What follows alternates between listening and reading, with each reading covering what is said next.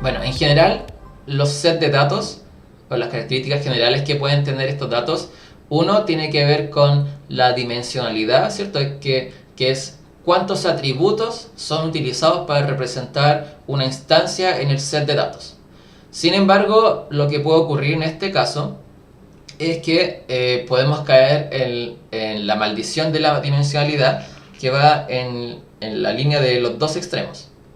Podemos tener muchas representaciones o muchas formas de representar los datos, ¿cierto? Con muchos atributos, lo cual hará de que el poder de cómputo y la forma de poder representar la expresividad que puede tener se puede ver reducida, ¿cierto? Porque no vamos a poder entender, ¿cierto? Cuáles son los atributos que aportan mayor relevancia, ¿cierto? O muchas veces los algoritmos de clasificación o clustering tienden a tardar mucho tiempo al buscar todas las combinaciones posibles para encontrar patrones en los datos. A su vez, en el otro caso, tenemos el caso de que si tenemos muy pocas dimensiones, no podemos representar correctamente los datos. Entonces podemos caer en sesgos también en ese caso. Por ejemplo, representar a una persona solamente con su edad y no considerar, por ejemplo, otras variables, por ejemplo, para, no sé, solicitar un crédito, ¿cierto? Para postular alguna beca, etcétera, etcétera. Entonces lo que trata básicamente el procesamiento cuando uno tiene muchos o muy pocas, o en general muchas dimensiones, es poder reducir la dimensionalidad mediante ciertos algoritmos. Entonces esto es lo que básicamente hacemos nosotros en el proceso o en la etapa de preprocesamiento de los datos. También las características tienen que ver con la dispersión de los datos, que en algunos casos al tener grandes dimensiones de datos en datos, por ejemplo, estructurados en formato tabla, se podría dar de que muchas de las celdas de cada uno de estos datos podrían contener valores ceros, lo que da una dispersión muy grande en los datos. Entonces muchas veces es mejor representar estos datos como valores o como grafos, donde no necesitamos almacenar los valores cero, sino que solamente los representamos cuando existe, por ejemplo, un valor de 1 más, que son, por ejemplo, en el caso de los grafos de la web y sus enlaces, que básicamente si un enlace apunta a otro lo representamos en el grafo, pero si una web no apunta a otra no la representamos básicamente. Y el caso de la resolución, ¿cierto? Que es básicamente qué tanto podemos amplificar o no el espectro de análisis. Es decir, la presión atmosférica, por ejemplo, podría ser en horas notoria, pero en meses o años podríamos no detectarla. Entonces, básicamente, qué tanto podemos hacer un zoom in, un zoom out para poder ver la diferencia o las similitudes que pueden existir en los datos. Esto es súper importante. Entonces algunas de las representaciones o problemas que podríamos tener en este caso, por ejemplo, en el formato de la bolsa de palabras o el backup words, es si tenemos dos documentos que dicen algo en particular con términos que pueden parecerse o no, es nosotros representamos estos documentos como un formato de matricial, podría ser una tabla, donde cada uno de los documentos podría ser columnas y cada una de las filas podrían ser los términos. Entonces vemos acá de que el problema que podríamos tener es que muchas de los valores existentes podrían ser cero, ¿cierto? Porque no existen en el documento actual. Por ejemplo, la palabra doc no aparece en el documento 2, entonces lo mostramos como un valor cero en la celda. Y a su vez, esto también podría ser agregando mayor información para el procesamiento, que es esta lista de stopwords, que es básicamente palabras que se repiten con alta frecuencia, que ya están estimadas, por ejemplo, que podrían ser ciertas preposiciones, conjunciones, algunos artículos, ¿cierto? Eliminarlas del análisis para que no aparezcan acá. Ahora, ¿por qué se eliminan? Porque básicamente estas palabras como for, is, of podrían darnos como la noción de que estos dos documentos se parecen, ya que van a aparecer muchas veces en común entre ambos documentos o más documentos. También la reducción de dimensionalidad, por ejemplo, se puede ver en los casos de los clics que se hacen cuando uno hace alguna consulta en la web.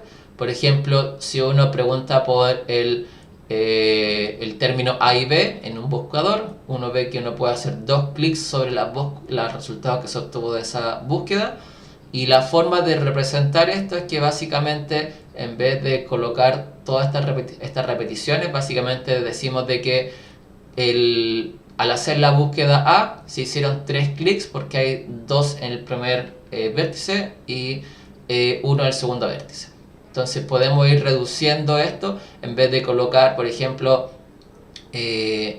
todas estas posibles combinaciones. Podemos representarlas de una manera reducida, solamente conteniendo los términos de las queries y las veces que se repitió. Con respecto a la calidad de los datos, esto es uno de los desafíos más grandes que hay en minería de datos y que en general cuando uno trabaja en proyectos reales, uno se da cuenta que en realidad la calidad nunca es la deseada cuando uno comienza a hacer la etapa de extracción y exploración de los datos.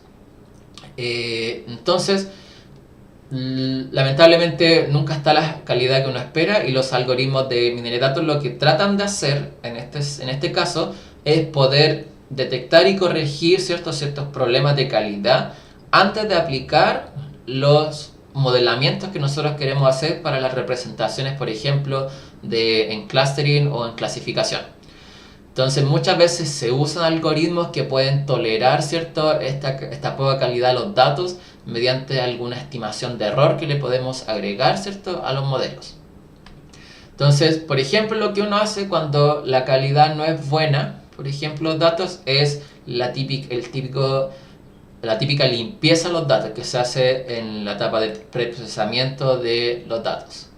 Entonces, este gráfico nos da a entender de que básicamente cuando uno hace análisis de datos, ¿cierto? Para obtener conocimiento a través de ellos, la percepción que se tiene es que uno básicamente ocupa la mayor cantidad de tiempo creando modelos, ¿cierto? De clasificación, de agrupación, ¿cierto? De asociación, pero en realidad lo que ocurre es que la mayor etapa o la mayor cantidad de tiempo que uno gasta se da en la etapa de limpieza de datos. Entonces esto es súper importante para entender, ¿cierto?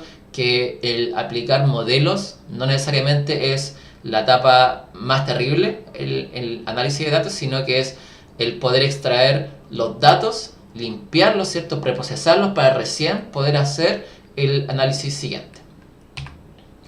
Entonces, ¿por qué muchas veces se producen los errores en la calidad de los datos? ¿O por qué los datos podrían tener mala calidad?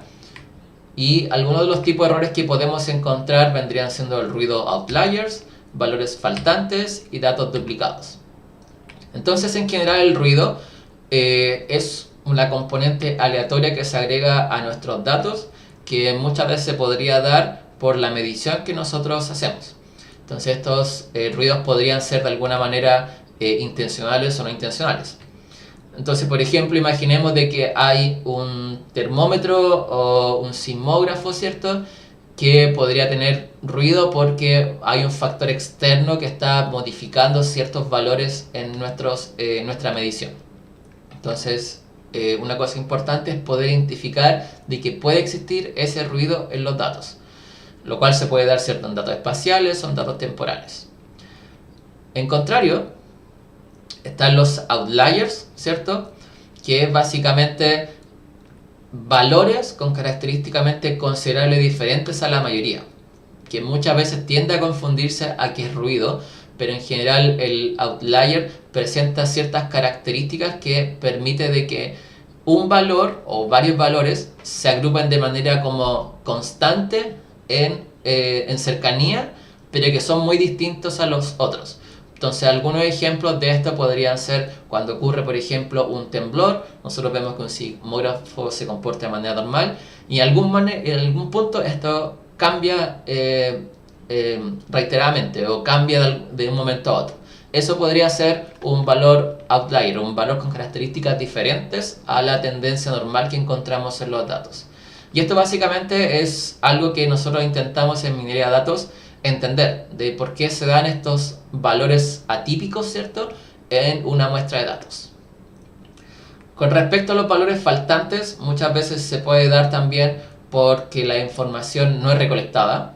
Por ejemplo, si hacemos una entrevista, una encuesta en la calle, algunas personas podrían no querer dar su edad o su peso, entonces el entrevistador naturalmente va a tener que omitir ese dato y dejarlo como un valor nulo. Entonces, eso es uno de los problemas que podríamos tener en análisis de datos, porque una gran cantidad de los datos podría contener datos nulos. Entonces, podríamos de alguna manera no tener un estudio contundente para poder realizarlo bajo ciertas condiciones.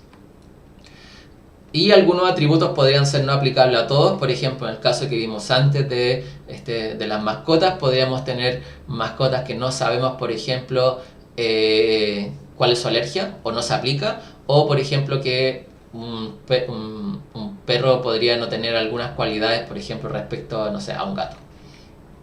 Y en este caso que sale acá dice los impuestos no se pueden aplicar a los niños. Entonces, lamentablemente, no es que la información no sea recolectada, sino que no es posible aplicarla a ciertas instancias de los datos. Entonces, muchos de los problemas que poseemos al tener valores faltantes, y que la pregunta que nosotros nos hacemos es, bueno, ¿cómo manejo los valores faltantes en realidad? Por un lado es eliminando los objetos, procurando siempre tener la noción de cuánto estoy eliminando en relación, por ejemplo, a la proporción de datos totales. Es decir, estoy eliminando el 10% de datos porque no los tengo. Estimando o interpolando valores, ¿cierto? Por una sencilla regresión, decir, bueno, todos los valores faltantes tienen ciertas características que se parecen a otros, así que los podría de alguna manera interpolar, ¿cierto? O simplemente ignorándolos. Entonces, aquí hay un ejemplo claro de estos tipos de errores que podemos encontrar, sobre todo con los valores faltantes, del ejemplo que vimos del censo del 2012 ocurrido acá en Chile, que es básicamente que se estimó una población, ¿cierto?, diferente a la que efectivamente fue censada. Entonces, muchos de los datos que no se pudieron recolectar fue por datos faltantes y se estimó, ¿cierto?, erróneamente la población existente en Chile mediante una mala recaudación de los datos que generó, ¿cierto?, que tuvieran que estimarse equivocamente, ¿cierto?, el número de habitantes que tenía el país. Entonces, en este caso, la sensibilidad con la cual estamos, digamos, efectivamente calculando un valor puede ser muy perjudicial para el conocimiento, las tomas de decisiones que podemos generar posteriormente. Y también tenemos valores inconsistentes, que en simples palabras es un dato que fue mal ingresado, que generalmente ocurre por un valor humano, por ejemplo, una persona, un entrevistador o en un formulario cualquiera web, ingresó mal su edad, ingresó mal cuánto ganaba, etcétera, etcétera. Entonces, en ese caso, la inconsistencia de los datos en un primer principio podría ser un ruido, podría ser básicamente un outlier, o podría ser netamente un valor que fue mal ingresado por error. También tenemos el caso de que podemos tener datos duplicados o que pueden ser casi duplicados, ¿cierto? Lo cual ocurre cuando nosotros queremos juntar datos de múltiples fuentes. ¿Qué quiere decir esto? Por ejemplo, tomamos datos del censo, tomamos datos de salud, datos de educación, y podríamos tener eventualmente de que una persona aparezca múltiples veces con valores que son muy similares, ¿cierto? Por ejemplo, una persona tenía el mismo sueldo en las tres fuentes de datos. Entonces, lo que uno hace en esos casos, ¿cierto?, es quitar los duplicados y dejar solamente uno.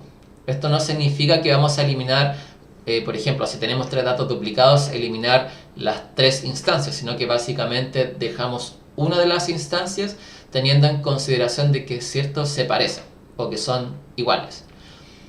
Esto muchas veces también puede ocurrir no solamente con valores numéricos, también podríamos encontrar, por ejemplo, de que 2 mensajes en redes sociales, ¿cierto?, pueden ser duplicados. ¿Y cuándo se da esto? Por ejemplo, cuando se recomparte una publicación o se hace un retweet en redes sociales. O sea, una persona comparte un mensaje y un montón de otras personas recomparte o republica, ¿cierto?, este mensaje. Entonces podríamos tener de alguna manera repetido ese mensaje de redes sociales en distintas como fuentes o usuarios que hicieron retweet a este mensaje.